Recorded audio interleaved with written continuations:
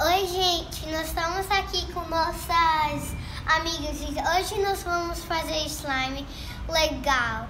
Hi guys, we're gonna do a big slime party here with our friends. It's gonna be really fun. We are an American family of 7, living, working, and loving Brazil. Welcome to the adventures of our Brazilian life. Para se fazer um slime é preciso botar a cola no recipiente e cola no tempo com que você vai querer. A gente vai usar isso aqui. Mas aqui, para você fazer slime mesmo, você vai precisar da água e o sabonete líquido. Aí você vai botando em pouquinho, mas tem mais formas de você fazer um slime, mas a gente vai usar isso aqui. Mas para você fazer, só é você botar isso aqui em pouquinho, isso aqui para poder ativar.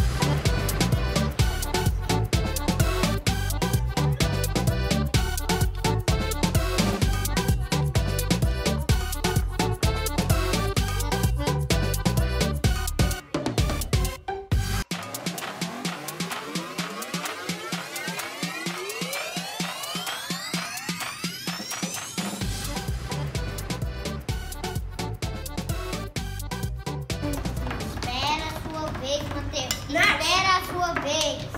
We're making slime and we're having really fun. Look what happened to my fingers. How'd you do that? Slime. What's in there? So far we've only done glue and the colors. We haven't done too much else. Agora, para você fazer esse slime, que até agora a gente só decorou. Para você fazer, você vai precisar botar uma tampa dessa daqui, assim, desse tamanho mais ou menos, pra isso aqui. Aí você vai pegar aqui, em pouquinho, vai colocar aqui e vai mexer. Olha, já tá começando. Vou virar.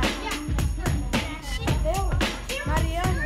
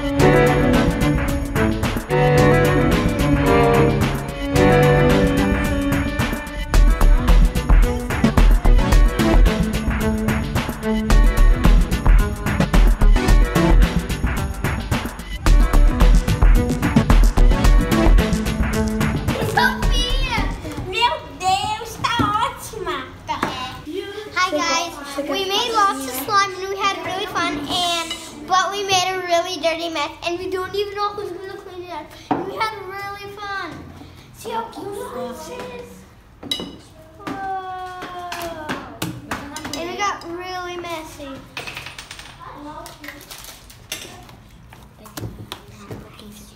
Thank you for watching our video and please make sure to subscribe. Ciao.